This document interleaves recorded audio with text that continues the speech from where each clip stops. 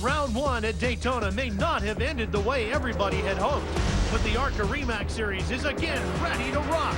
Today, it's the concrete banks of Nashville, Tennessee. One top tango that's left many singing the blues. A pair of rookies controlled the tempo here last year, claiming their first series wins. Who will be the maestro of the Music City this year? 150 laps of ARCA racing is next.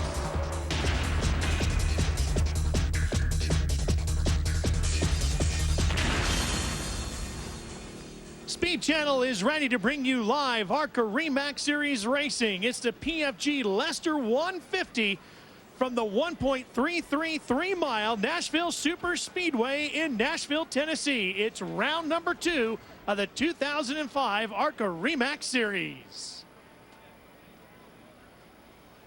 And things got off to a rocking start here yesterday. Look who has won the Pork Pole Award.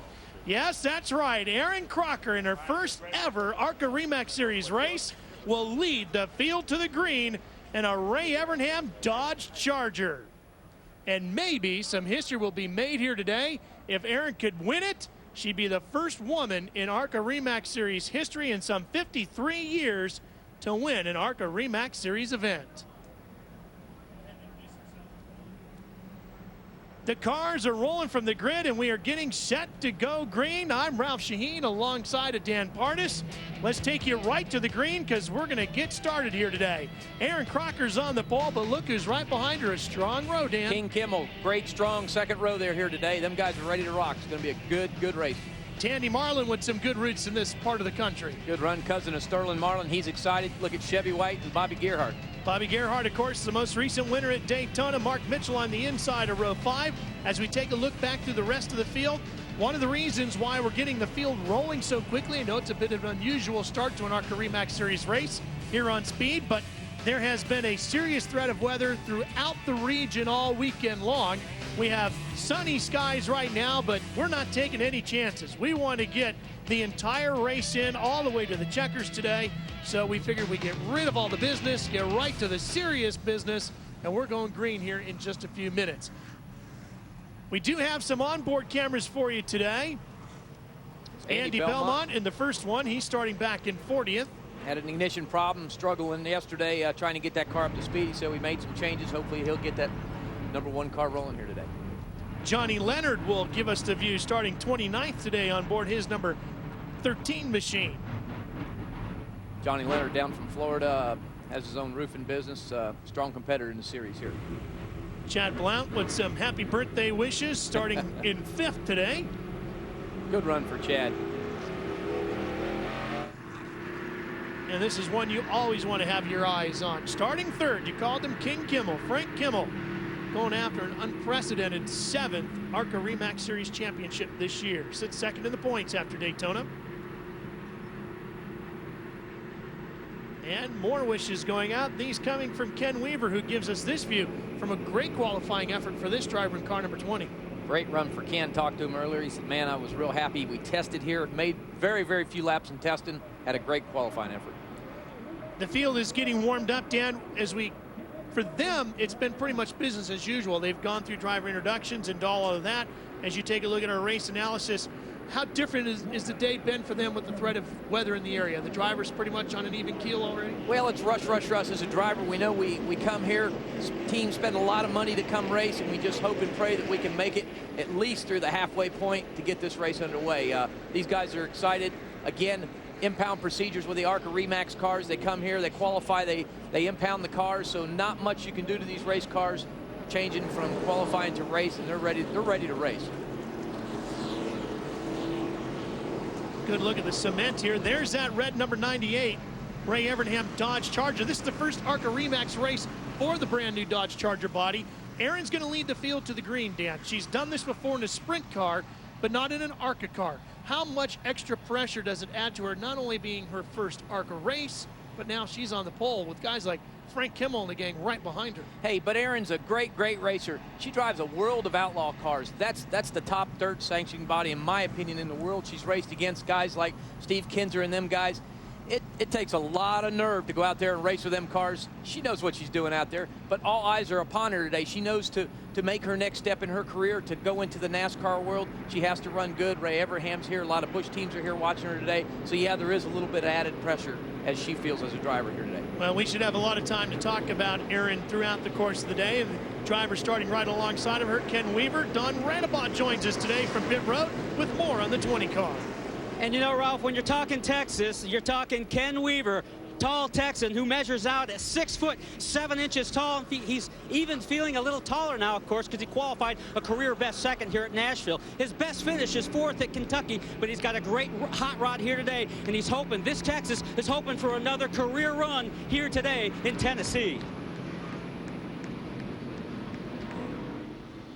Field getting ready, 1 to go. All right, Dan, what goes through your mind when you see that sign? Well, it's a happy moment for a driver. Again, we qualified yesterday afternoon, all morning. We're ready to go racing. As a race car driver, you want to get that green flag dropped and get underway. Then you can settle into the race car, communicate with that crew chief. That's what we want to see. We're ready to rock. We've got one more person working pit road for us, Lindsay Czarniak, with more on the Lady on the Pole. Lindsay? You both said it yourselves. Things right now could not go any better for Erin Crocker. I talked to her this morning. She said she was so ready for this about sitting on the pole. She said we were fast. Didn't know we were that fast. Like I said, she's pumped. She's super confident. She says she's living out a dream. The only element, guys, that she's unsure of right now is racing with this type of traffic. And the field getting ready. There's a good look at Kimmel's car, a 3-time winner here at the Nashville Super Speedway. Frank, talked to Frank today, Bill. This is a brand new car for them. It's an ex-Roush Matt Kenseth car. It ran at the Brickyard last year in the Winston Cup race. He says it's a new car for us. He said, but we really do like the feel of this thing. He says it's a great race car. We just picked it up from Roush. It tested good. He said it looks like it qualified good for us. All right, so you're Frank Kimmel, Dan, as you're coming to the green. You know, Erin's never started one of these before, and Weaver's fairly new to this deal from the front row. Give him a little time, a little space. You do, but you want to stay on the bottom of this racetrack. Erin's got a lot of horsepower into that Everham Motorsports powered Dodge. She's going to go out. She's really going to let it happen here, as you're going to see down into turn 1. You need to get behind her and stay on the bottom of the racetrack. She's on the gas, and we're green from Nashville with the ARCA REMAX Series, round 2.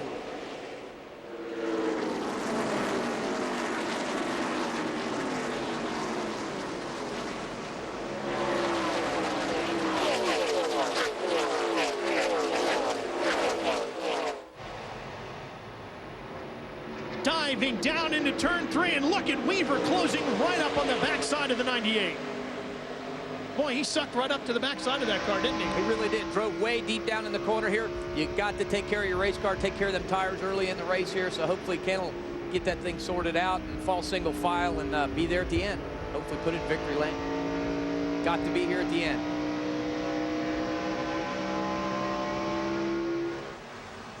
2-3 wide down the backstretch as everybody sorts for position.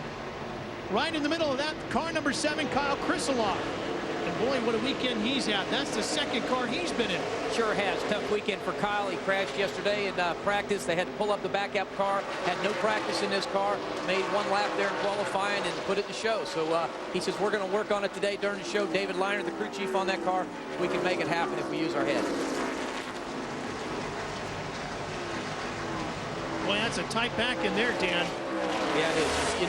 You need to stay on the bottom of the racetrack. This racetrack is so demanding. It's not forgiving at all. You have to stay on the bottom of the racetrack. Here at Nashville, you get up in the middle groove, and the car just gets away from you. So it's so important to stay in the first 2 grooves here at Nashville. Erin Crocker trying to stretch her legs out a little bit, see if she can pull away from the pack. In talking to Frank Kimmel, it looks like Frank is running back a little bit deeper in the field right now. Back in 3rd. Yep, he's got Joey Miller breathing down his throat. He's just right behind Frank's again here for the big picture. He's here to win championships. It's so important for him to finish races and finish up here in the top 10 every single race so he can win another championship in the ARCA REMAX Series.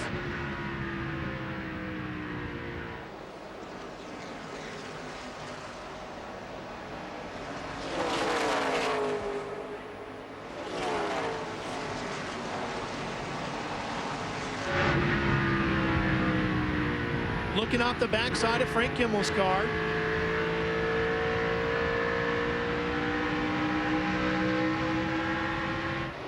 Joey Miller right behind him in the red number 9. Matt Hagan's own Joey Miller car. Just a great racer. Joey's learning a lot. He's gonna mature through this series and move on through the ranks. They're gonna run for the whole series here this year in the ARCA REMAX series, and hopefully, possibly, have a run for the championship. That's Chad Blount, the 67, running behind them. Well, we are just underway here in Nashville with the ARCA REMAX series. Aaron Crocker trying to make some history. Stay with us here on Speed. You're not going to want to miss this to see if she can get it done. We'll be back. Speed Channel's coverage of the ARCA REMAX series is brought to you by REMAX. Outstanding agents, outstanding results. And by Honda Generators, the power of choice. And we've got an issue out on the racetrack, bringing up our first yellow of the day. Bobby Gerhart. Yep, car number 5, the Daytona winner. Tough run for Bobby. Brand new Richard Childress car for him. That's an ex-Kevin Harvick car. He bought some of 5 or 6 cars from his stable. Unfortunately, turned for the worse for him here. Looks like he got the outside wall. Following the trail of black marks on the racetrack, Dan, it just disappears right up out of the screen off to our right. Yep, looks like right in through there. Wrong button there, Slick. See, we got a replay here while Portis tries to figure out the telestrator. Too many moving products here. Ooh. Oh, maybe something breaking on the right front tire, possibly. Looks like it. Sudden right-hand turn there. Don't appear to be any oil on the racetrack. Wow, tough day for Bobby Gerhart. Great qualifying effort for Bobby here. Qualified 7th. Said he had a great race car and he was really looking forward to the race.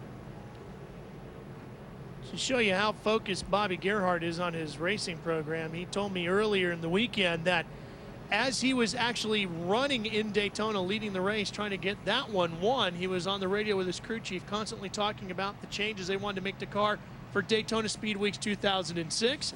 The day after winning the race, they were in the shop working on the car, making changes. Just never want to leave anything on the table, and everything I saw, I wanted to make sure we took care of right away. Lindsay has more on Bobby Gerhart. I do. I just spoke with Bobby Gerhart's crew chief, and he says that Bobby is not talking on the radio. They believe that he blew a right front tire. They're going to go back, check it out. They obviously are hoping that everything's okay, that he is physically okay. We'll get back to you when we find out more. Okay, Lindsay, thanks. Safer barriers in place at the Speedway, Dan. Oh, big plus. Any speedway, really, even as far as Martinsville or the short tracks, it's a big innovation in the racing world. I kind of wish there was a lot more soft walls, Ralph, when I was racing.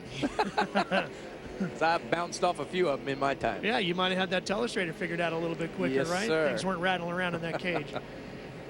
Stay with us, folks. We are getting ready, cleaning up the racetrack, and we'll get back at it. Aaron Crocker still out in front here in Nashville with only 12 laps completed.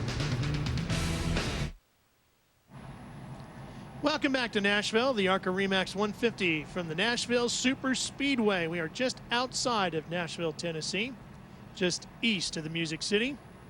You can see Bobby Gerhart's car being towed off across the infield out onto pit lane. That's the reason why we were under our first caution of the day. So Bobby took a hard hit into turn number 4.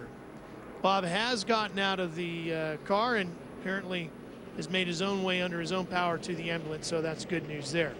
We do have another guest with us here today. Let's introduce you to Billy Venturini.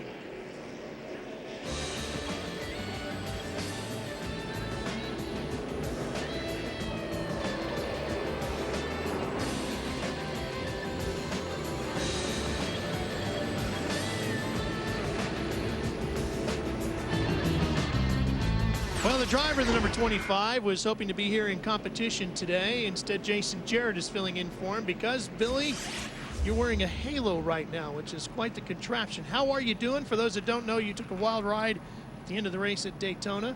You're wearing this now. What's the prognosis as we take a look at why you're sitting here with us? Why don't you take us through this first? Tell us what happened to you. Well, I know the 9 and the 60 got together, and I was about through it, and right there you see me get right reared, and then I end up nosing into the wall. And I think at that point I kind of just slid backwards a little bit and kind of was about stopped right in this area, and there's going to be one more coming to hit me, and that's where all the damage was done, right in about there. Ouch.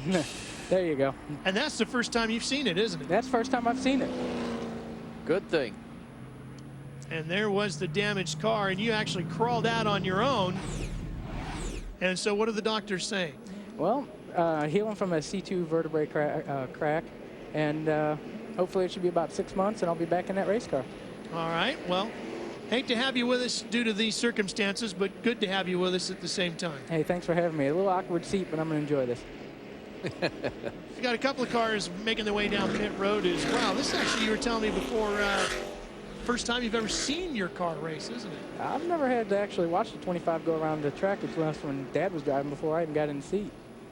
Well, Mark Gibson is down on pit road right now in the 59.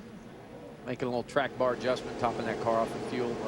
Possibly a little bit of handling issue with Mark Gibson, but I believe they've got it straight. Well, there's your ride, and Jason Jarrett's behind the wheel. Jason's doing a heck of a job today. I mean, we started a little with qualifying, but the car was really good in the race practice part of practice, and I think he's going to be good with the Central Merchant Services Chevrolet today. He's gained 10 spots already, started 32nd up to about 22nd, and he didn't get a chance to come to the open test here they had about a week or so ago. He just got to bring a seat, get the guys mounted up into the car and strapped in for the first practice. So he's doing a heck of a job for the amount of practice we had. Yeah, he's adjusting well. Well, Erin Crocker is on the pole, and she's been leading it ever since we went green. But she's got the king of the series right behind her, Frank Kimmel. We're back at it. Now, how tough is it to have Frank Kimmel running behind you, Billy?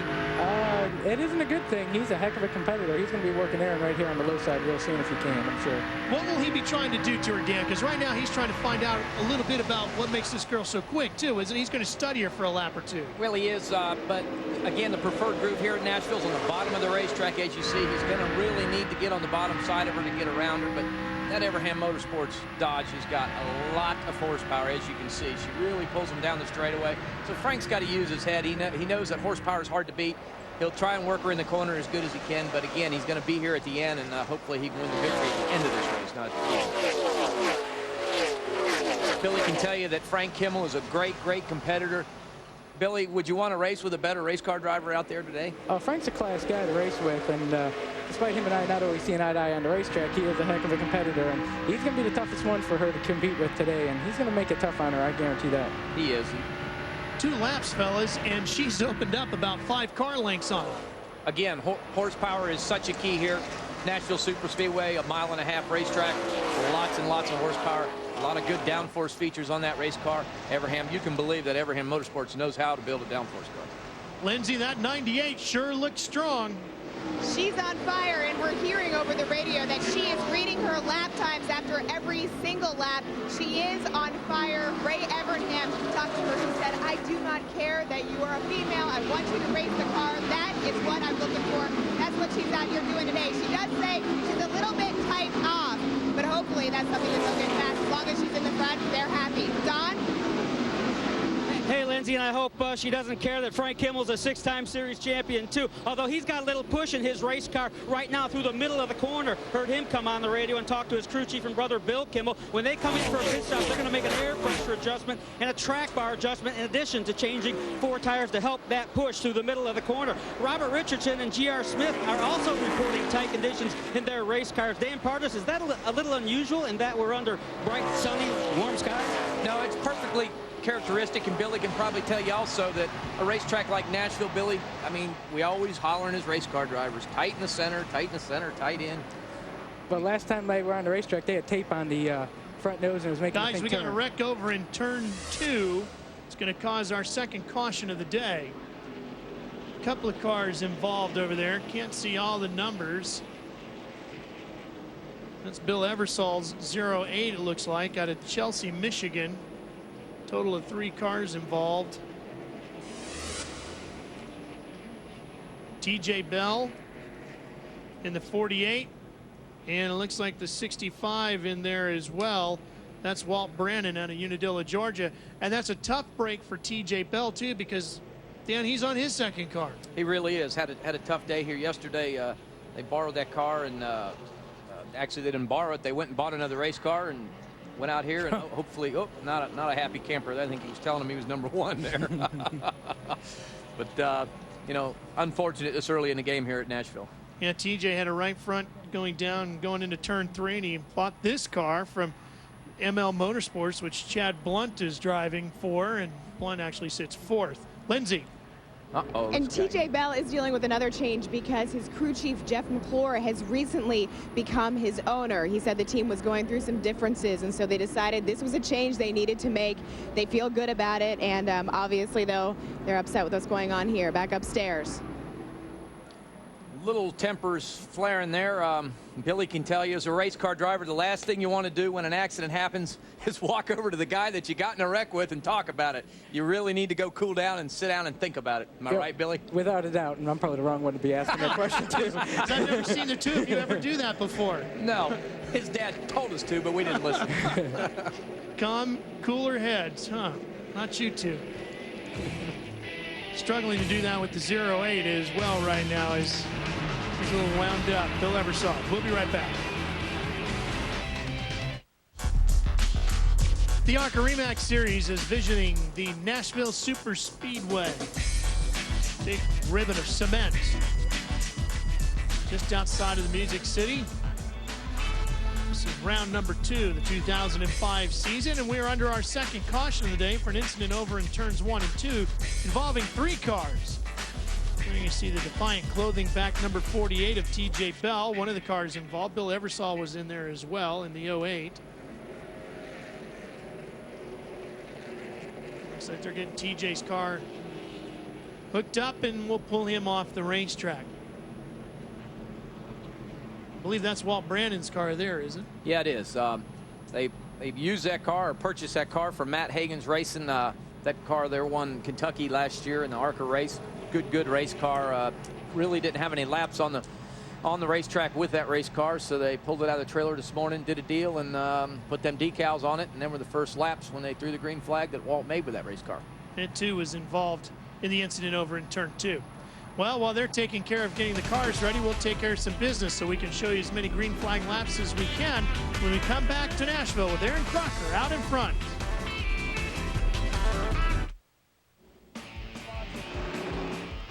The ARCA REMAX Series, always action-packed. The cars roll out onto the racetrack.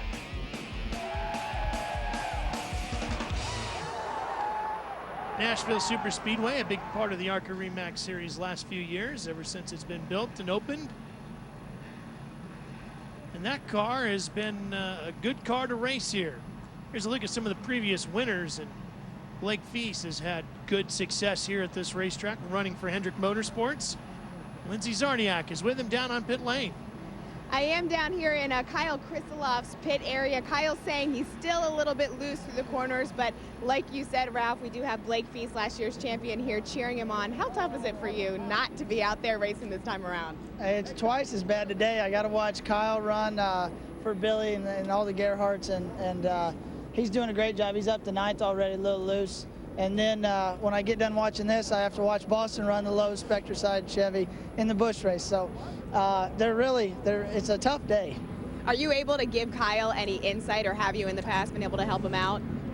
He's been giving really good feedback, and between the spotter and Billy, there's not much room. All I can do is hurt him, I think. So he's in good hands, and I'm going to stand here and listen, and if I can offer any advice, I will, but he's doing a good job. And things going well for you in your racing? Yeah, everything's going good. We're going to Bristol with the Lowe's Shopback Chevy next week, so looking forward to Bristol.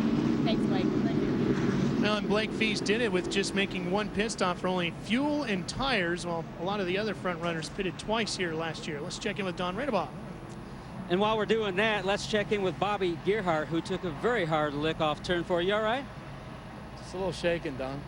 Yeah. I can believe that. The very severe wreck. The car just seemed to yank to the right. What happened, you know? It appears we just blew a right front tire. It just settled in early in the race, and I just got on the radio just going on the backstretch and said, you know, we're in good shape, and rolled in, used no brake, and just, you know, got back at it, and right front tire just exploded. And I'll tell you, Don, what a blessing to have these safer walls right there. I mean, that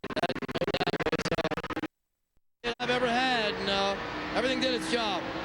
All right, green flag up. That's Bobby Gerhardt. He is A-OK. You remember, he's the current point leader, but no more after this race, guys. Well, and we might have a new leader as we come off of turn number 2.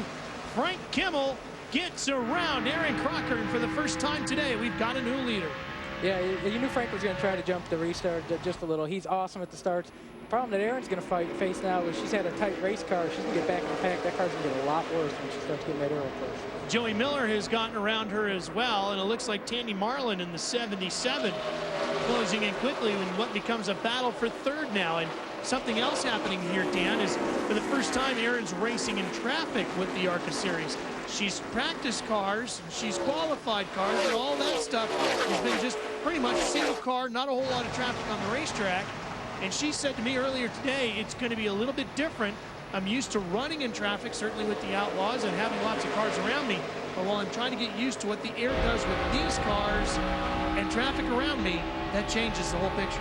Big difference, Ralph, as you say, with these race cars, when a car gets in front of you, you lose the air that comes over the nose of the race car that pushes down on the front of that race car. And what that does is it causes you, when you turn the front wheels of the race cars, you go down in the corner, the car does not grip as well when you have a car in front of you. And this car does not have to be 2 or 3 feet in front of you. It could be some 20 to 40 to 50 feet sometimes, because the trail of air off these cars is very big. So when you lose the air off the nose of these race cars, sometimes they don't turn quite as well in the corner. And that possibly could be what we're seeing happen to Erin here. She had a little bit of trouble on the restart, couldn't quite get that car up to speed, so that backed her up a little bit. Frank was able to get around her.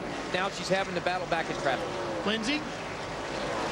It's really all about finding chemistry for Erin and her crew. I just talked to her crew chief, Chris Andrews. He says, come on, it's the 3rd restart she's ever done in her life. She's fine. She's just trying to get used to it. And we know that he got on the radio, and to her, he said, just don't worry, get back into your rhythm. You will pass those guys back. Well, we know she's got the horsepower, no doubt about that. She really does. Billy, I mean, you know, as a driver, sometimes you just have a bad restart. That happens. And Frank is just, I can't tell you how good he is at the start. He is the best in the series. And she probably got there, spun the tires just a little bit, and he capitalized. And then once that happened, she probably got a little shaken up and broke her concentration and let the 9 get by. Well, looks like we're going to have another lead change. Now all of a sudden they're coming left and right. Joey Miller to the inside of Kimmel. So somehow Frank left the door open just a touch on the inside. Maybe that's part of that push he was talking about earlier. Well, it's going to get worse now. Now that he gets behind the 9, that push is going to get worse. That 9 is awfully fast. If he just, you know, keeps his cool, he's going to be a tough guy to compete with before the race is over. You talked about Frank Kimmel being so good as we ride on board with him on the restarts. What does he do on a restart that makes him so good? He doesn't ever do anything the same 2 times in a row, and that's what anyone who's really good at restarts knows how to do. They know how to change it up well. But not a whole lot. Just enough? Just enough to throw the guys off in front of you or behind you. And there's your car, the 25, still climbing up the board. 19th position, great run for Jason. He's moving in there. We'll have to talk to him later under caution there, Billy, and tell him to take care of your race car. Yeah, he better. He's got Zach Chappell just in front of him in the 37, another sprint car driver. That's Adrian Berryhill's new car in the 37. Adrian is the brother of Aaron Berryhill, another former World of Outlaw driver. And that's kind of an interesting team in the fact that they put that car together just 8 months ago. They decided, sitting along with his partner, Adrian was at an Oklahoma football game, and they were sitting around talking during the game and said, hey, you know what? Let's go ARCA racing. 8 months later, here they are at Nashville. Good effort. As you know, racers work hard. They work long and hard hours. Don't make very much money, but it's the thrill of the sport. I'll tell you, as you look at this, the 9 continues to start to pull away from the 46. He definitely looks to have the most balanced race car early in the race. Joey Miller knows how to win here at Nashville, having done that before. Great race car. That's ex Ryan Hemphill car. That car won here last year. It's a great race car. You know, Matt Hagens puts great race cars under Joey. Good power underneath the hood. Last year, Joey Miller won here from 2 laps down. He, you know, to go to a racetrack and win at a racetrack as a race car driver gives you so much confidence in driving and coming back to this racetrack. So when a driver wins at a racetrack, it makes you feel so much better, and that's the confidence Joey's showing here today. Well, and it's working. He's starting to stretch it out a little bit from Frank Kimmel. We'll take care of some more business and come right back to Nashville, where Joey Miller is leading in front of Frank Kimmel and Aaron Crocker. We are under caution for the third time here in Nashville as you see Aaron Crocker's number 98 leaving pit road after her first service. Oh, somebody's knocked the tire out onto the racetrack as well. Christy Passmore has put her car into the wall over in turn 2. That was the reason for our third caution of the day. Another former sprint car driver. There's a look at the number 91. Christy out of the car under her own power. Appears to be headed infield care. That's good news. She finished 8th in the ARCA Series points twice in 03 and 04. Let's show you what happened to her. All by herself. Looks like maybe just got in a little hot, Billy. Lost the back of the race car, and really here at Nashville, you get up above that second groove, no grip, and you're along for the ride. Yeah, that's kind of odd the way that thing snapped around. I mean, it didn't look like there was it wasn't a real violent snap. I don't know if she had a tire going down or something, just a real ill handling loose race car, but kind of surprised to see her lose it like that. She's usually a pretty steady driver. Yeah, Chrissy's a great racer, knows her way around this racetrack. Unfortunate for here today. Well, we'll take care of a little bit more business while they continue to clean up the racetrack. Get all that taken care of and show you more green flag laps when we come back to Nashville. Still working that third caution of the day here in Nashville. The ARCA Remax 150, round 2 for the series for 2005. Kyle Krislov has some damage to the front nose of the number 7 car, and we're expecting him back down on pit road.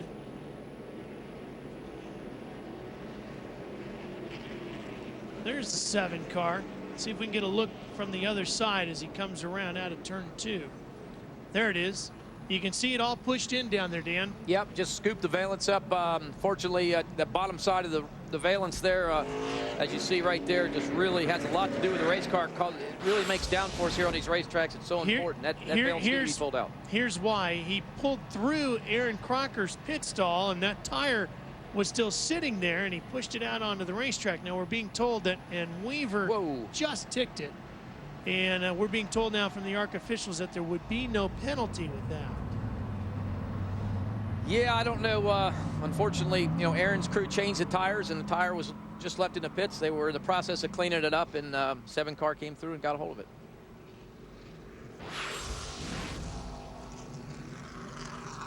And the 2 car has come to a stop.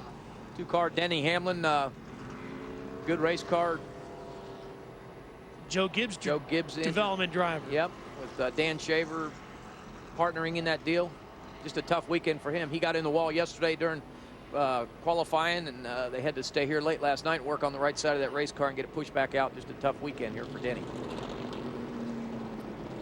I don't know if that's a motor problem or if it's some kind of electrical problem. It's probably going to be something. Yeah, possibly a motor problem, you know, on the 2 car, because just can't get back underway. Well, we know there's no motor problems in the 98, Lindsay.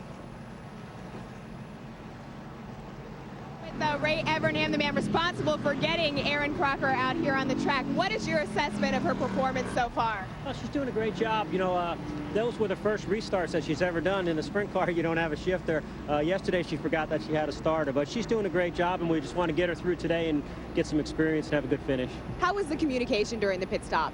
It's really good. You know, that was the first pit stop that she's ever done, too, so she's seen a lot of firsts. We did practice at the shop, getting her in and out, but she did a good job. And what do you expect out of her future with your team? She's a really talented young lady. She really is, and we're just going to keep getting her some ARCA experience. It's a great series to do that in. But, I mean, eventually she'd like to move to Busch Grand National, but we want to make sure that we take that one step at a time and bring her along slow. All right, good luck. Thanks, Ray. Great racer. Aaron is started racing at the age of 7 years old in quarter midgets. Hey, done a lot of World Outlaws racing. Just a great racer. We'll be right back to Nashville for more of the ARCA Remax series after this. Make sure you tune in every Monday through Thursday night at 7 p.m. Eastern Time and Pacific to join Chris Devoda and myself, along with the entire NASCAR Nation crew, your all-access pass to all things NASCAR. Artist, you're a regular watcher, aren't you? Oh, yes, every week. Every day, every week. My little boy is, too. Preston knows it all. Right answer. Tandy Marlin leading in the 77 car. Boy, he got a good jump, Billy. He sure did. He's pretty quick, and most of the other fast cars, real fast cars, came in and pitted. So he's probably a little bit a better class than all the other cars right behind him at the moment, until those other cars that pitted get back up to him. Tandy Marlin, cousin of Sterling Marlin, good race car driver. Been around it all his life, knows about racing. From Franklin, Tennessee, from this area. 3 wide, headed down into 3, and Weaver on the inside, and the yellow number 20 gets around. Boy, he just slid through there, didn't he? And he had Aaron Crocker on the outside and Kyle Krisiloff sandwiched in the middle. Yeah, go Kevin Dream Weaver getting after it. Yeah, that was a heck of a move. A little bit risky for this early in the race. What do you think, Lindsay? Pretty risky move? Pretty risky, but this guy is risky. I don't know if you guys knew that he's going to kill me for this, but he's 49 years old. He only started racing 5 years ago, and he says it was a turning point in his life because one of his friends said, you work 120 hours a week, you have no life, you have no personality, just come out to the track. So he ran a dirt modified in Texas. He kept winning, winning, winning. That's how he got into racing, and he says it's really changed his life. Well, I'll tell you, Ken runs pretty well here, but if he isn't careful, he's going to burn that right front up. I'm seeing he's really overcharging the corner right now. He's beating them all by about half a car length getting in, but these guys are going to start to eat him up. So you can see him beating them right there when you're getting in, but in the center, they're going to start to eat him up as the race goes on, especially as you get long in the run. Yep, you can see him closing right back up on him.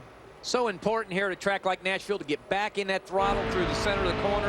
And if you use them tires up early, you cannot get back on the gas. And that run that you get all the way off the corner carries all the way down the straightaway and all the way around the racetrack. You've got to get through the center of the corner here. Talked to Frank Kimmel this morning a while. He said, my problem at Nashville's always been if the car gets tight in the center, he said, I just lose it. And he said the 2 or 3 races that I did not do quite as well as I wanted to. He said, we just got tight in the center. So we've really focused on working through the center of the corners. You see on board Frank Kimmel now. He drives down, and again, when he gets right down in the middle of the corner, it's so important to pick that gas pedal up. You can drive down in here deep as he drives down to the bottom, touches the apron, but you need to pick that throttle up right in here and get back on. The quicker you get back on that gas, the faster you'll run down the straightaways. Common problem in racing. All us drivers complain about, right, Billy? Frank runs in 4th, while Tandy Marlin in that red number 77 leads it, Don. Yeah, he's doing a really good job. There's no doubt about it. However, one of the reasons he's leading here today at Nashville Superspeedway is that he has not been down pit road yet. They haven't pitted, and they are in bad need of a pit stop here very, very soon. This is his 9th career ARCA REMAX Series starts. He does have 4 top 10s, best finish, 3rd at Kentucky. His best finish here at Nashville was 6th back in 2003. Tandy Marlin, the first cousin of Sterling Marlin, in need of pit road service bad. We talked about how Blake Feast won it on just 1 pit stop last year. Do you think you could do that again this year, Billy? Yeah, if you got the caution to fall off the right kind, you could. Tandy's pit strategy awfully risky here. I probably would at least came in and put a little gas in, because now they're another 10 green flag laps. He's going to make a green flag pit stop, and his day's done. Here comes Aaron Crocker up the inside. See him working through the field, just breaking into the top 10 there, Ralph. She has to be so careful, has to stay on the bottom of the racetrack. Again, you get up on the top of this racetrack, it's so slick, you lose the race car. If you lose the race car, your day's over here. That was Clarkston, Michigan's Michael Simcoe that she was battling with in the 45, the black car. Michael having a great run here today at Nashville. Billy Long, part of the Simcoe family, been racing a long time. Oh, Simcoe's been racing for a long time. Michael's a really good shoe. He's always been a little underfunded, but he's done really well in a couple of the short tracks, and I think with the right opportunity, he might be able to succeed. His father had a lot of experience, so, you know, I think he's going to have a good shot. You know, I'm sure Aaron's getting a little frustrated here because she's got a heck of a race car, and she's trying to figure out how she can get it back up to the front. She just got to keep her cool and not let learn how to work the air a little bit. Know that some of that strange stuff she's feeling is just some dirty air. Well, here's one for you, too. With 55 laps already completed, she's just about run 2 full World of Outlaw A main events. Yeah, so, a little bit different. That's a lot of laps for her consistent, continuously. It really is, and these cars are so different than the World Outlaws cars because, again, you do not have that air problem. With these cars, when you get up behind a car, as you see she gets up behind the 7 car, you lose the nose of that race car. But you know what? She's got so good guidance with her here today. She's got Ray Everham on the box. I'm sure she's got a good Nextel Cup spotter on the roof, talking her way through this, telling her, hey, this is what's happening. Don't get excited. I talked to Ray for a while. He said, with Aaron, we just want to take it slow and easy. I said, how many races are you going to run, Ray? He says, well, it's just undecided right now. We're going to see how she does, see how she likes it, maybe get her in some Busch races next year, and then move on. But Joey Miller just kind of helped him out of the way there a little bit, Billy. Well, Joey's getting a little aggressive. these two are going to, I hope they realize that it's only halfway and there's no need to tear anything up this early in the race. They need to keep their cars in good shape, keep the fenders on them so they're getting that good air like we've talked so much about, and then racing that last 20. It looked like he bumped him a little bit, though, didn't he? It was kind of hard to tell from our view, but I mean, it looked like he might have nudged him just enough. I mean, it don't take much exiting the corner, just a little touch and it'll slide you up. You can definitely see where Ken was starting to watch that 20 start to crawl up the racetrack a little bit there. 57 of 113 laps are in the books.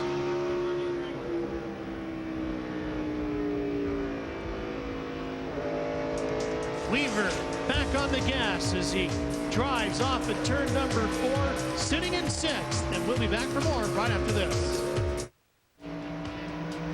Speed Channel's coverage of the ARCA REMAX Series is brought to you by Advance Auto Parts. For the best parts, people, and price, we're ready in advance. There's your race leader. And you know, we're racing here today at the Nashville Super Speedway, just outside of the Music City of Nashville, Tennessee. But really, Dan Pardis, it's the old Fairgrounds half mile that started off so many major racing careers in professional stock car racing and really had such an influence on where NASCAR went, the big names that helped make the series what it is. Such history at the original NASCAR Nashville track. I raced there in the Dash Series. Lots of history there. Just up to 5-6 years ago, we built this beautiful facility here, but originally it's from the original Nashville track. The Waltrips, the Marlins, everybody cut their teeth here. The Greens. Mike Harmon behind the wall in the 38. Looks like he's done for a while, or maybe for the rest of the afternoon. Tough day for Mike. Was a full-time competitor in the NASCAR Busch Series the past 2 seasons, and just got needed some sponsorship. Didn't quite was able to put it together, so he said, heck, I'm going to go have fun in the ARCA REMAX Series. Great series, and he's been running over here. Hope to see him with us all year. Well, the old saying was, if you could come to Nashville and win with the level of competition that was down here, then you could pretty much go anywhere in a stock car and be competitive.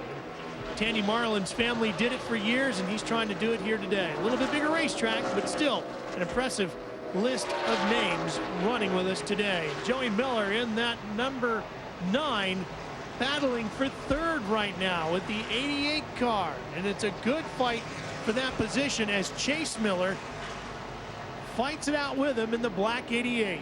Bobby John's own Chase Miller's car that he's been driving, great race car.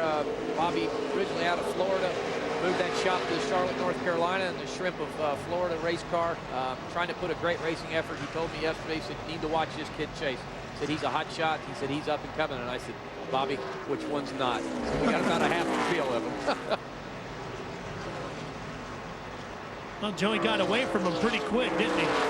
Got around him and is now starting to pull away from Chase Miller's 88. I noticed Joey's just rolling through the center and picking up the gas quicker than any other car on the track. And looking at the monitors, he definitely seems to be the fastest car lap after lap. There's the 43 car, Chevy White, running in 2nd place and having a good run, Don. Well, I would agree with you 100%, Ralph, but one of those reasons he's having a good run, again, they have not been down pit road yet. Have a really good race car, really stout. Just talked to the crew chief, Sammy Speaks. They're very happy, but they are concerned because, like Tandy Marlin, they haven't had service on pit road yet, and they badly need it. This is Chevy's 3rd career start. He's had top 10s in both runs, 8th here at Nashville last year and 9th at Chicagoland last year. Doing a great job, but, man, they need pit road service bad. I know from the pit windows that we're at lap 67. They're at the end of their pit window. They're within 5 laps at the absolute most from running out of gas. So they don't get a caution soon. We're going to see the first. Away from Chevy White. But that 9 car, gentlemen, sure looks good today. Yeah, it does. Really, really good. Good race car. Again, confidence is everything here at Nashville. As a race car driver, it really, really helps. There you see Frank Kimmel on board. Frank falling back a little bit. All the way to 7. Problem. We'll have to check in with his crew down here as the race progresses and find out if we got a little bit of problem there. You know, Frank is a big part of the reason why you now get a guitar again for winning here at Nashville. He said growing up as a kid, he spent all those years going to the old Nashville Fairgrounds half mile, and he'd see the guys win the guitars for winning the All-American 400. And he said, someday I want to win one of those guitars. And when he won for the first time here at the big speedway, when they opened it up, he didn't get a guitar. He was frustrated. He was upset. And he said, I think I shamed them into giving me one. they got it made, and from that race on, you now once again get a guitar, a Gibson Les Paul, painted by renowned racing artist Sam Bass for winning at Nashville. Great trophy to have. Me as a racer, I'd love to have a guitar hanging in my room. How about you, Bill? I'd love to have one of those. Well, somebody's going to get one here in a few more laps. Tandy Marlin was in the limelight at the front of today's ARCA Remax 150 from the Nashville Super Speedway. The 77 got close to running out of fuel, had to dive down pit road, gave up the lead to Joey Miller. And then, guys, there you see Joey Miller out in front.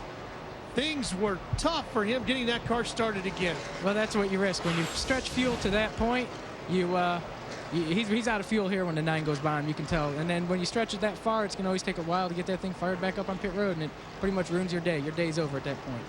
Crew had to push him a good 100 yards down pit road to get the 77 started. And now he's just dropping way back to 26th position. Tough break. Our next victim, guys, is going to be Chevy White, too, I believe, the 43 car. He has got to come in for fuel. We don't believe he pitted earlier also, so we're going to be looking for him to come down pit road. Make matters worse, Dan, it looks like he's now 2 laps down, too, as Tandy Marlin. So, tough break for Tandy Marlin. Same thing for Chase Miller. He ran out of fuel also, and he's going to be showing a couple laps down. But I think that I'm going to have to say Chevy White must have pitted on one of those early cautions we going this far, because there's no way he's getting this kind of gas mileage. Chase was having a good run in the 88 car, too. He was up front for a while, but this seems to be the car to beat here today. Joey Miller's number 9 has certainly been the car to keep tabs on. He has been very, very strong up front all afternoon. Well, let's find out more about the 46 car, a machine that we expected to be up near the front. Started inside second row. Now he's up to 6th position as he starts his way back towards the front. That, of course, is Frank Kimmel. Trouble in one section of the racetrack. Looks like the 41 bounced off the wall and has gotten things straightened back out. Josh Clemens seems to be okay. All right, well, let's head back downstairs to Dan. Or Don Radebaugh, I should say.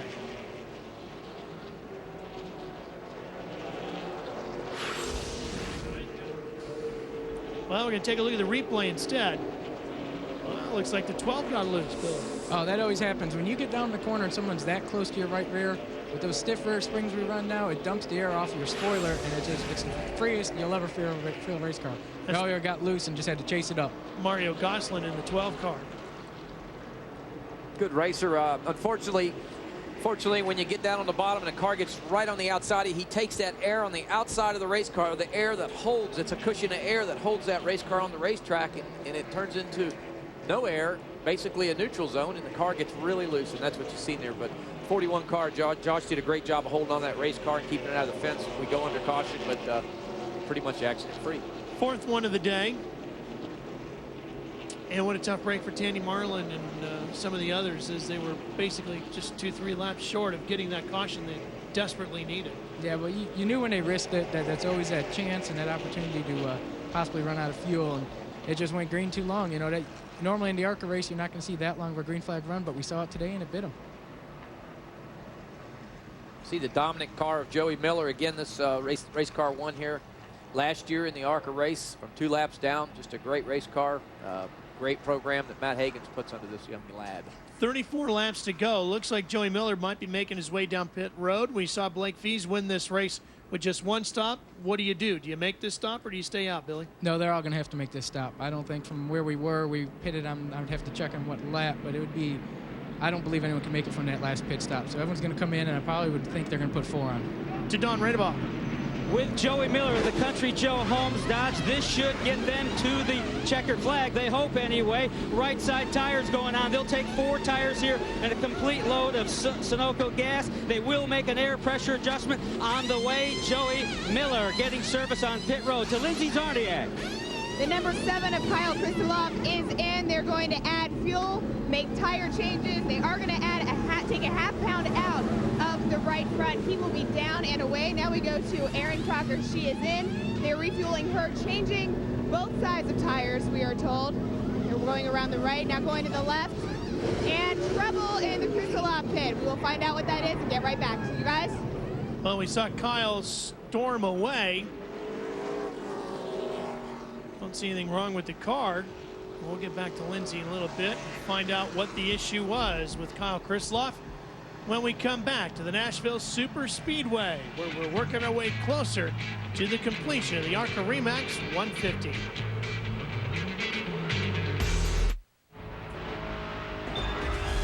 April 1st on Speed, the thrill and excitement of Barrett Jackson returns to Palm Beach. More wheels, more chrome, more cars. The world's greatest automobile auction is back. Barrett Jackson, Palm Beach. Bidding starts April 1st at 8 p.m. Eastern, only on Speed. That should be a lot of fun. Major changes at the front of the field. Wow, did things turn upside down in the hurry for the 20 of Weaver, the 9 of Miller, and the 7 of Krisloff. They've all been penalized.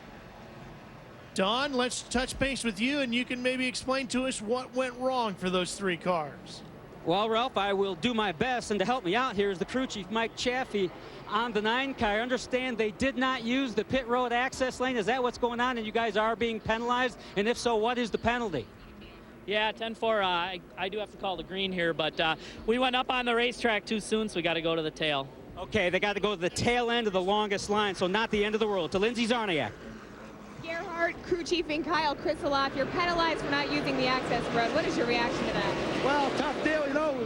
He was running good, had a shot to win it. Right now, we'll just do the best we can, get back up front as far as we can. We got a good car, but maybe tough to win now. Well, how does your strategy change now? Well, it's, you know, we got a lot of traffic now, and it's tough to pass, and we'll just bring it to the front as hard as we can.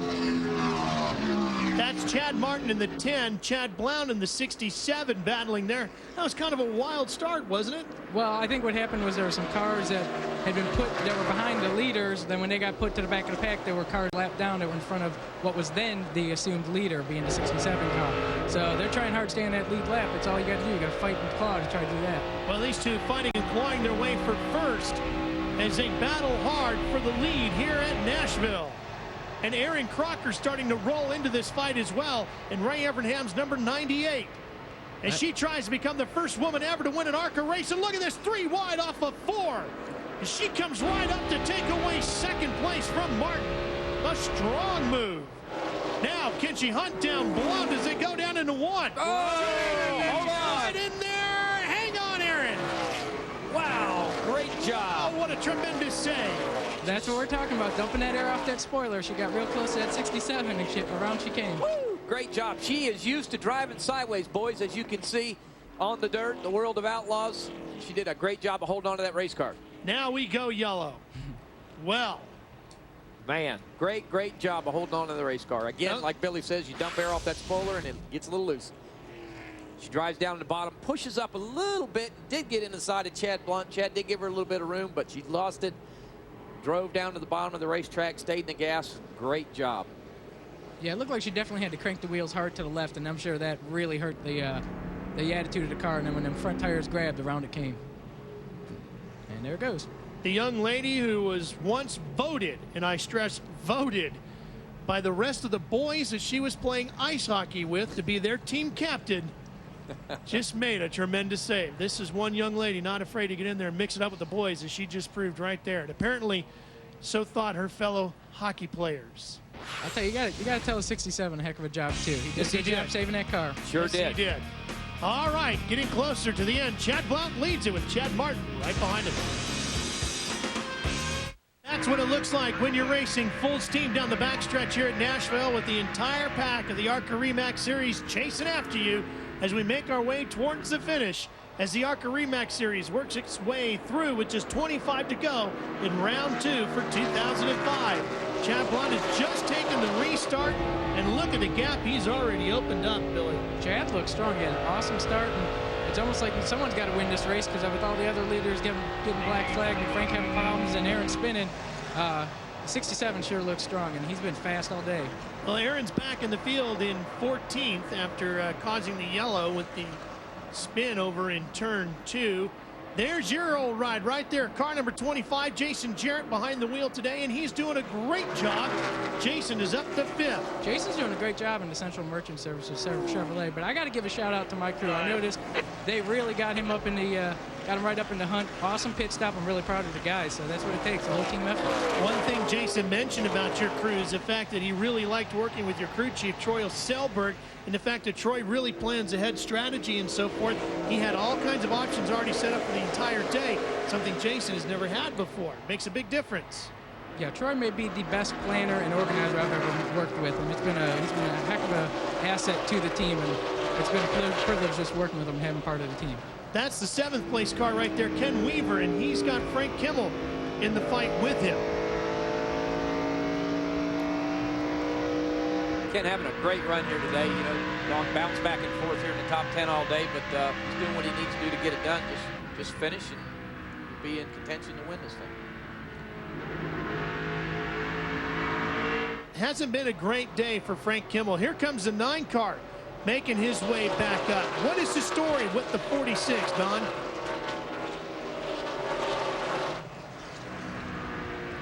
Let's try it again. Oh, and I'm going.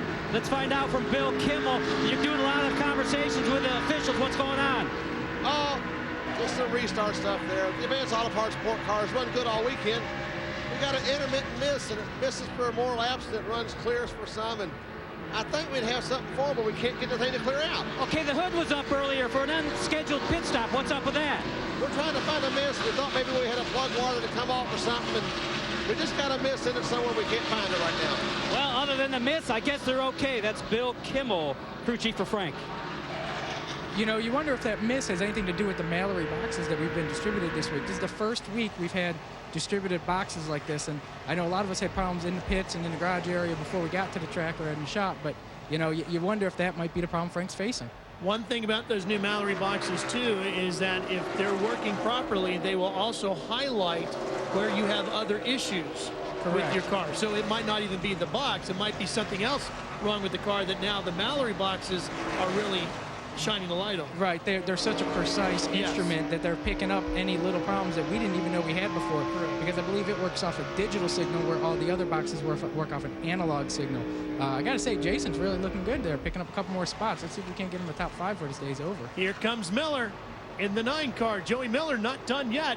Led a lot of the laps here today. And Dan, let's revisit what caused him to get sent back, that penalty. As we watch this fight for second, they were exiting off of pit road and blended in too fast onto the racetrack. Yeah, they did. The rules are we have a pit road that we have to run off and blend in on the back straightaway, and what these guys did was jump up directly on the racetrack and not take the blend-in road where they normally would blend in on the back straightaway off of turn 2. They just jumped right up on the racetrack, and unfortunate that I'm sure they didn't do it on purpose, just wasn't thinking in the heat of the moment. They're paying the penalty for it now. Good fight for second place. Look at Brandon Knupp in the 96 car as he closes in from 3rd to the backside of Mario Gosselin. Boy, he just drifted right up the racetrack, Billy. Yeah, he's just floating that nose a little, but he's doing a heck of a job. This is the best run he's ever had on a speedway in his life. It's the best race he's ever driven. He should be really proud of whatever he gets out of this because he should get a top 10. Started 15th today, fighting for a win here this afternoon. Just 17 to go. We're going to want to show it to you. Getting close to the finish here in Nashville, live on Speed Channel.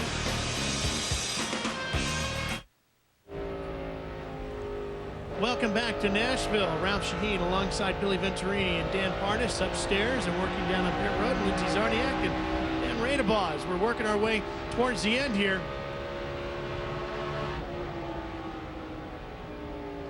Good race car for Chad Blunt here today. For you Red Farmer fans that know Red Farmer, everybody knows Red Farmer. He's a big part of this team, a consultant for the team. Red had some surgery done here a week or so ago. Well, guess what? Here he is, back at the racetrack. Me and Ralph spent a little time with him. Ralph, where did he say he was going to be next weekend? Driving a dirt car. Where else would you find Red Farmer? At a racetrack. That's right. Red Farmer, my hero. Helped me on my crew chief for me on the Winston Cup side. Billy, you know, he's a great person. Oh, Red's been doing this for a lot longer than I've been around. Been doing it longer than my father's been around. I remember when my father raced with him, he was, I thought he was about 60 at that point, so I don't know exactly how old he is. He's been around for a long time, but he's a heck of a race car driver. Good to see him feeling well and looking strong and back at the racetrack and with that gleam in his eye when he talks about getting back behind the wheel of his dirt car. Mario Gosselin is running in second place. Great run for Mario. down from the sunny state of Florida, my part of the country, having a great run here today. Run a lot of Hooters Cup races, a Hooters Cup champion, running the ARCA Series on a limited schedule. Great run for Mario here today. Former Nashville winner. Yeah, Mario runs excellent here, and I notice he is closing in a little bit on the leader, so it might be something good before this race is over. Might get something real interesting. Some drivers just seem to find a good groove when it comes to a cement racetrack as well, don't they? Oh, without a doubt. I'm still trying to figure out where it is. But why is it so tough to get a handle on it? There's just a real lack of feel on the concrete, and it's a little more of an unstable feeling. I don't know. There just seems to be a handful of drivers that really run well here. You look at all the series, you got like Bobby Hamilton or something that runs good no matter when he gets in. He runs great here at Nashville, and Clint Boyer and a whole bunch of guys. But when you get here, it's just a little different feel. 43 car Chevy White. Great run for him here today at Nashville. There's your car, the 25. Still in a good fight, trying to get into the top 5 as he battles with Nupp. Hey, I'll tell you, it looks like he's doing a carbon copy of something I'd do. Qualify in the back and get her up to the top 5 or 6. He's doing a good job. Looks like he's catching Nupp, and I think it should be something good before this race is over. Chevy White has 4th position for now, the driver out of Columbia, Tennessee. There goes Jay right there, right on the bottom. That thing has been working the bottom all week in practice. Troy's done a great job. Troy Selberg's done a great job getting that thing working along the bottom. And we knew that's the way we had to work it. And he's just rolling through the center well. And if he can continue to do that, he's going to get this top 5. Battling for 5th and 6th place there. We see 7th place Ken Weaver in the background there. Great run for Ken here today. If he can have a good top 10 finish, that'd be a great achievement for him. He would have to be thrilled with that, I would think. Yes. Good weekend for Ken Weaver. Start on the outside of the front row, battling for 5th, possibly 6th right now. He gets inside. Oh, and we got another car off. Kyle Krisiloff in the 7 car. And we are yellow with 7 to go. Back underway, get turned around, possibly not lose a lap. Yeah, I think he just lost one. Someone didn't remember that we don't race back to the caution. Yeah. Came flying up the inside there. Kyle's had a frustrating weekend. He was very down on himself for the incident that tore up the first car, and something he'd never experienced before. He's just a little too aggressive in a practice session, put himself in a position he didn't need to be in, and paid the price for it. Let's see what happened to him.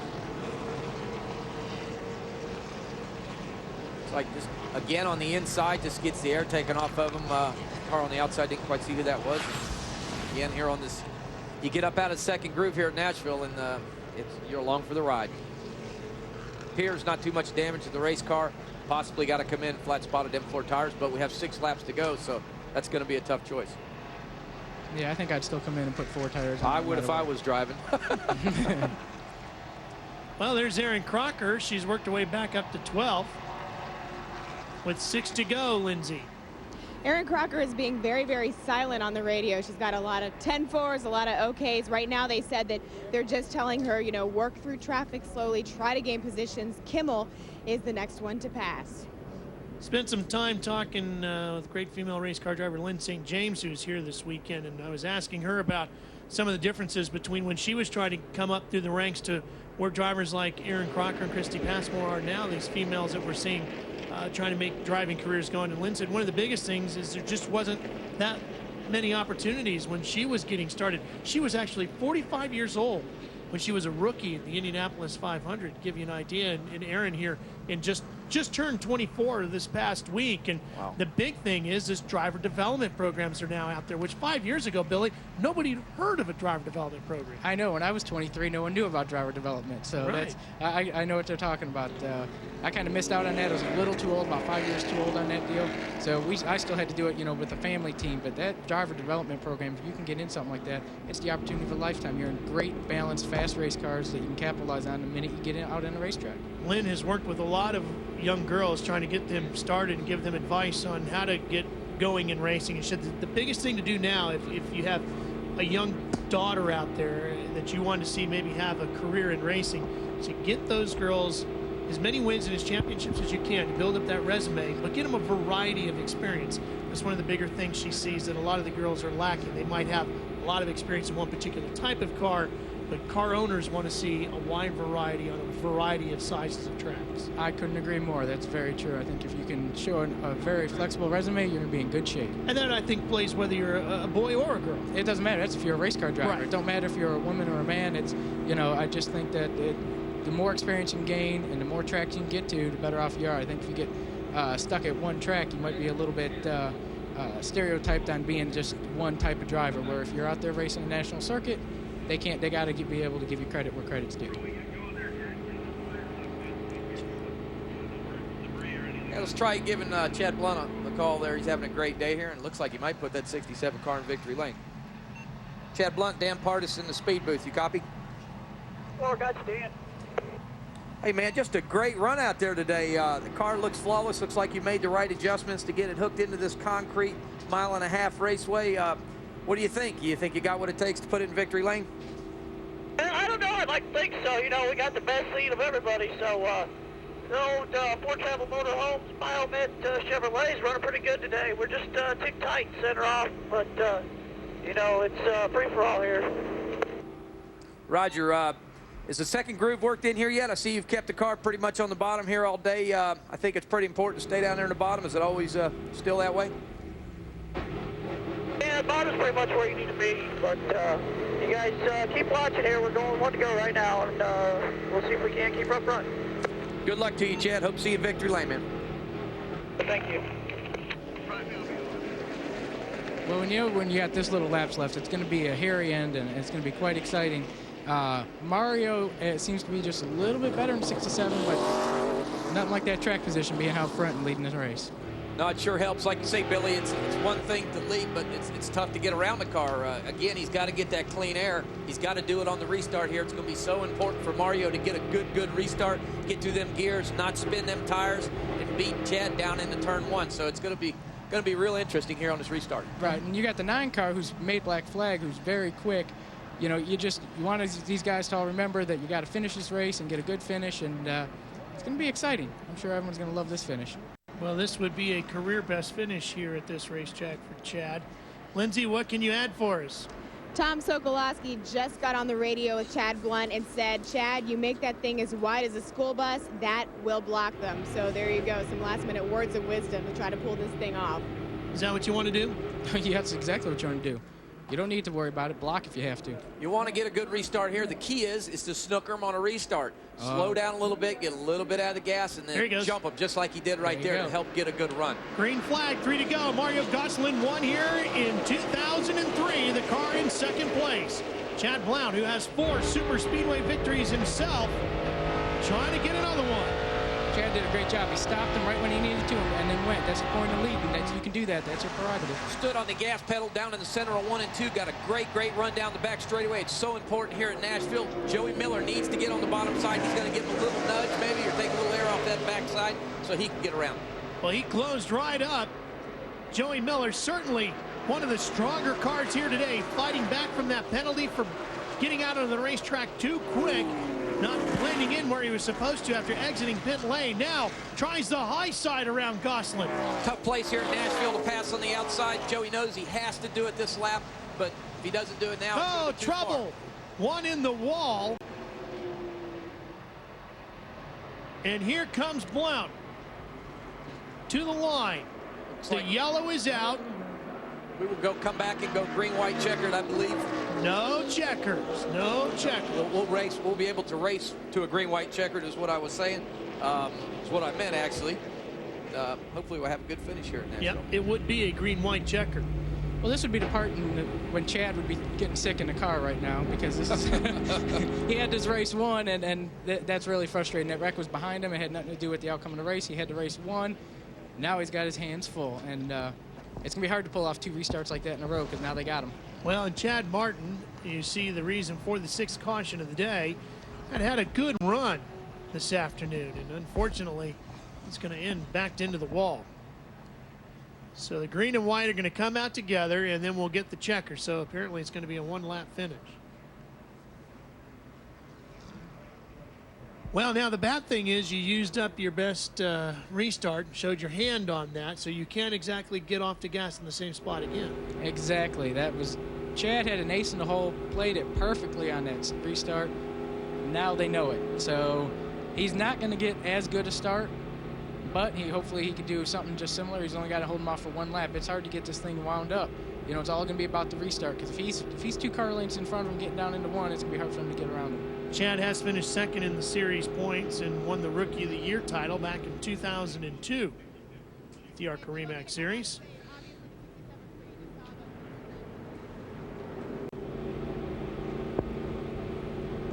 Well, with more on Chad's team, let's check in with Lindsay Zorniak.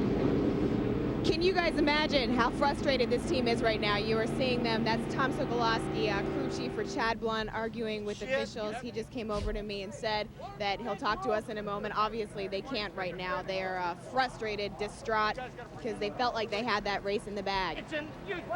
Well, they're just going to have to earn it again, apparently. Unfortunately, it's the rules. We did not take the white flag. We were coming to the white flag, and we have to restart this race and go green, white, checkered. So. If Chad gets the great restart like he did there before we went green, he'll be fine. I wouldn't think the 10 car would want to go borrow anything from the 67 anytime soon. Absolutely not.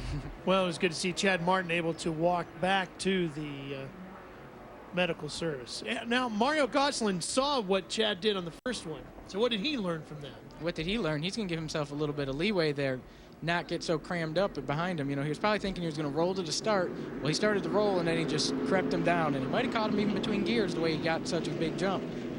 He won't do that again. Mario's a short track guy. Restarts, tricky restarts is nothing more than an old short track trick. It's something we all learned. Don Radeball, what about the 9 car, Joey Miller? He's been certainly strong today. No surprise there. And Mike Chaffee's been the crew chief all day. What do you got for that 2-lap shootout upcoming? Boy, we only have 1 lap for the shootout here, so, you know, we're going to give it our best, but Joey's looking at the big picture. They're going to run the full season here, and, you know, we don't want to end the thing in the wall or something, so we're going to try our best, but 3rd isn't bad either. Yeah, but 3rd isn't bad, but remember, they came from 2 laps down to win this thing here last August, so 3rd's cool, but victory lane's a whole lot better. Yeah, and certainly a good shot at it. We should also mention that Jason Jarrett has moved himself up to 5th. Frank Kimmel is back inside the top 10 in 8th. Aaron Crocker is up to 11th. Well, some last-minute business for us to take care of, and we'll be back for the finish from Nashville right after these words.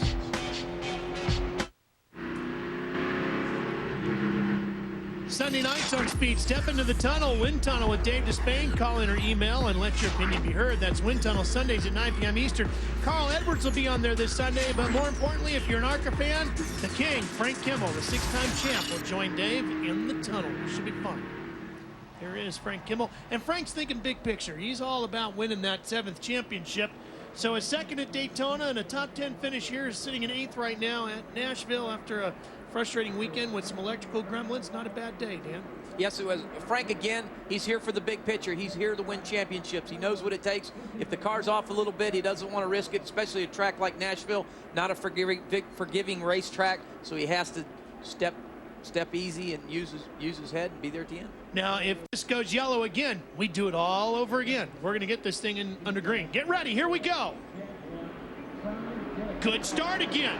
Great start for Chad Blount. He's got that figured out. They got a great ratio in that gearbox, and man, that's really important here at Nashville. But it wasn't as good as the first one. No, he wasn't able to pull it quite the second time, but here comes Miller on the outside of the 12. He looks strong. Joey Miller on the outside of Mario Gosselin. That's the fight for second, which also helps out Blount as he's able to pull away while they battle side by side. Great run for Joey. He knows he needs to work that outside. He knows he needs to get to Blount to be there in victory lane. He's closing, but will he run out of racetrack in time before he's able to mount a challenge? Coming to the checkered flag. Chad Blount is going to win it. Joey Miller comes up short.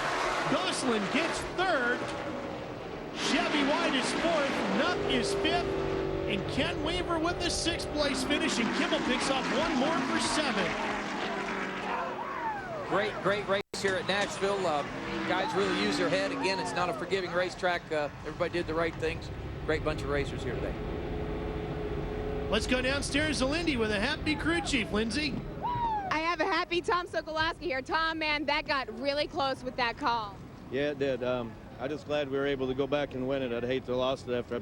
I believe that the rule was called where white flag came out, you race back on the next one, even if yellow came out to the checkered, but apparently they didn't think everybody got the white flag or whatever, so I don't know, we did it anyways. What was your strategy that really worked out for you guys today? Actually, we screwed up on our pit strategy. We left them out when we should have came in and just kind of got out of sequence, and everything worked out good. Back upstairs. A little celebration going as he wears off a little more tread on those Hoosier tires. Great victory for this team. They've made a driver change this year. They replaced Jarrett with Chad Blunt in this automobile, and just it takes a while for a driver and a crew chief to get that chemistry, and it seems to be working out quite well early in the season here in the ARCA REMAX Series for this bunch. Chad did a great job today. He should be really proud of himself. There was a lot of guys fumbled some opportunities to win the race. He capitalized, and that's what it's all about. Well, he did what he had to do. 2 restarts, he hit them both perfectly, and finds himself headed to victory lane. Former Rookie of the Year will once again showing his super speedway prowess as he will add a 5th victory on super speedways to his resume.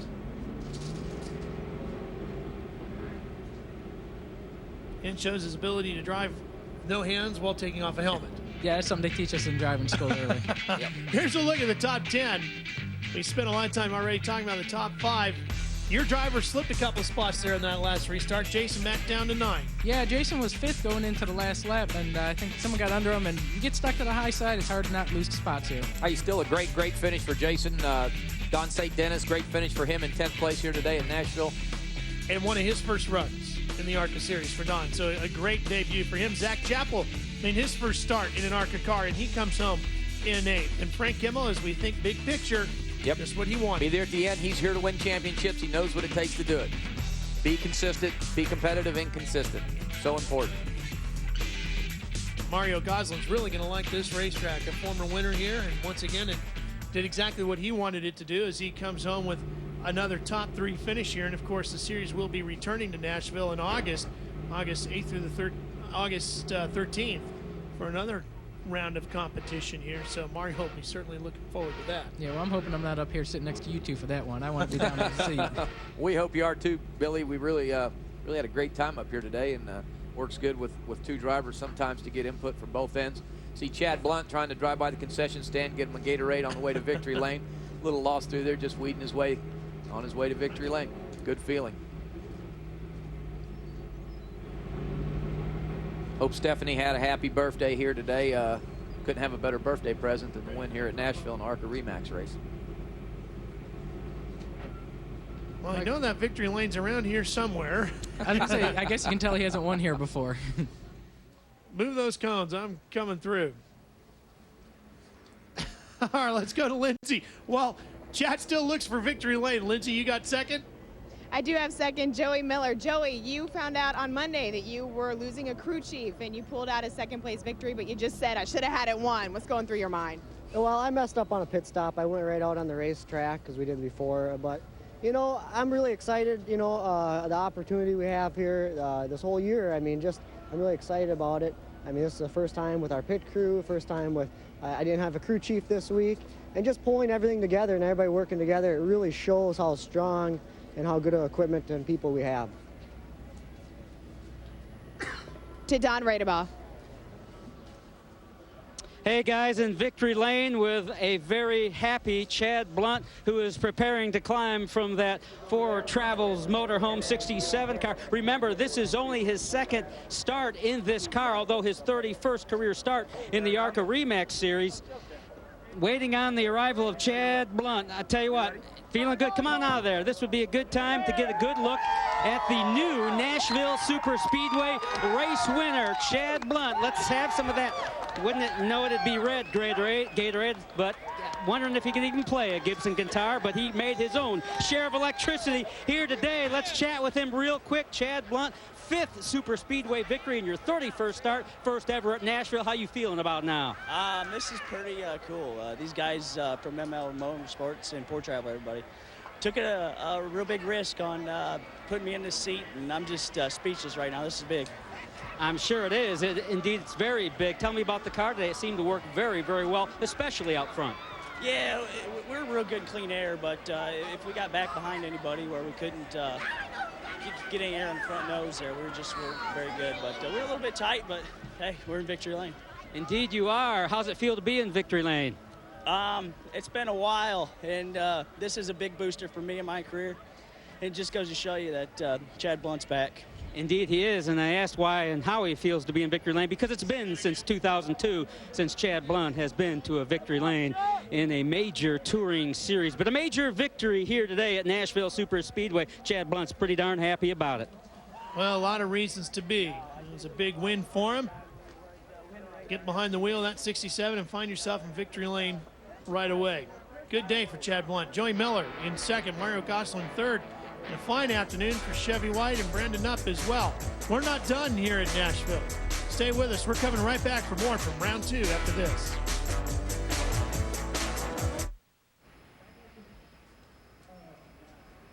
Welcome back to Nashville Super Speedway, where we've just seen Chad Blount get the win here today in the ARCA REMAX Series. But Mario Gosselin had a tremendous effort, fought for the win for quite a while, ended up third.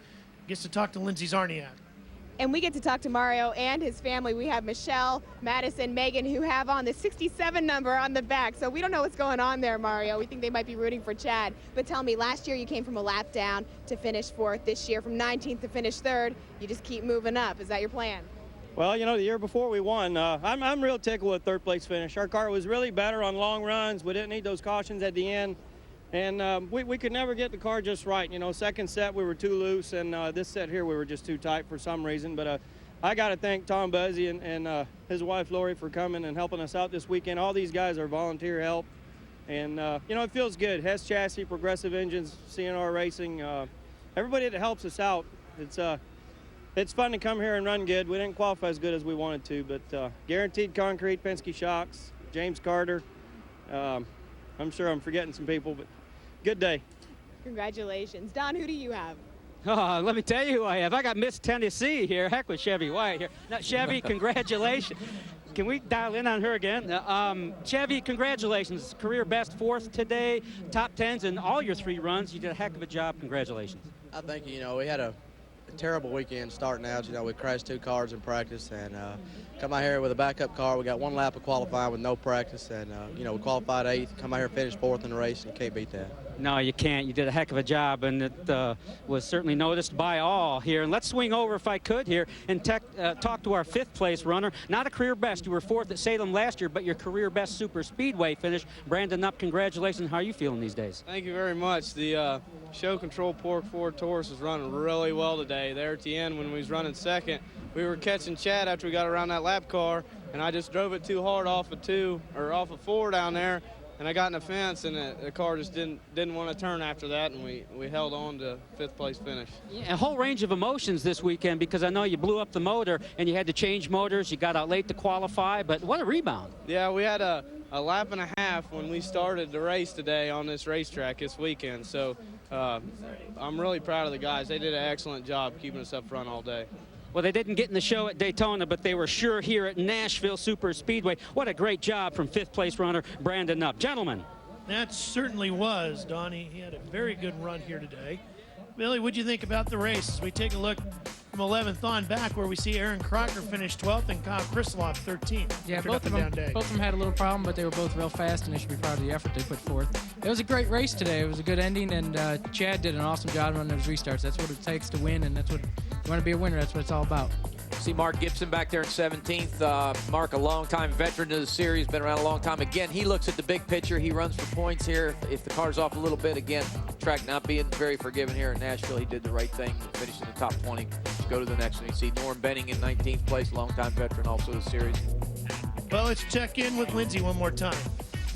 I have Aaron Crocker here. Aaron, you finished 12th. I heard you get on the radio and talk to Ray and say, hey, I have learned something today. What was that? I can leave him a long list of what I learned today. Just different things. These stock cars are so much different than sprint cars. How I can run on the outside of cars, how it affects the car when you're underneath someone. As you saw, I got a little loose and spun there. I'm disappointed with the 12th place finish, and I feel bad. I know we had the car and the team's behind me. Could have put it up front. But I guess we're all very happy because I know I learned a lot, and I know everyone knows, those. Tell me what happened with the wreck specifically. Well, I got a little anxious to get in the lead there and made it 3 wide off of 4, and came into one here 2 wide, and I don't know if I came in a little too hot, very possible. I don't know exactly what happened, but it loosens the car up when you're underneath someone, and I got loose and hit him a little bit and spun. Probably could have been a little bit more patient.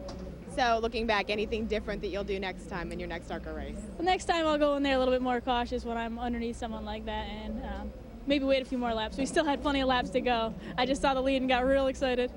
Thank you, Aaron. Congratulations. Back upstairs. But that's one of the things about sprint car driving too, is you don't have a lot of time. It's all about now. It's a knife fight. Yep. You got to go now. I got to get in there. I got to grab it. Whereas opposed to this, she learned a big lesson today, Billy. You're in a marathon in these big car races. You're in a marathon. Got to grow patience in these stock cars. Yeah, she certainly learned that. But Great day for her, though. Very successful. Tandy Marlin led for a while. He ended up finished 23rd. Daryl Basham was 24th. Daryl told me earlier today. Got a brand new race car. Came from Petty Enterprises. Of course, might be a little bit older. I think Richard actually drove this car. Yeah. He got me on that one, too. TJ Bell had a rough afternoon, as did Walt Brennan. 39th, TJ went through a couple of cars this weekend, and Bill Eversole involved in that incident as well in 38th. Tough finish for Bobby Gerhart. Unfortunately, not where he wanted to be. Had a great race car, but he'll bounce back. Wins Daytona, first out here. Now, Toledo is the next one coming up. Billy, a wild racetrack. Yeah, I know firsthand. I know what it's like to run really well there. My favorite place to go, and gonna hate missing that one, but it's gonna be a heck of a show to catch on TV. Coming up, May 22nd, live on Speed. Some good short track racing. Well, for Lindsey Zarniak and Don Radebaugh did an excellent job down on pit road today, and our friend Billy Venturini, hope to see you back behind the wheel soon. Dan Pardis, I'm Ralph Shaheen. Congratulations to Chad Blunt on winning here in Nashville. So long, everybody.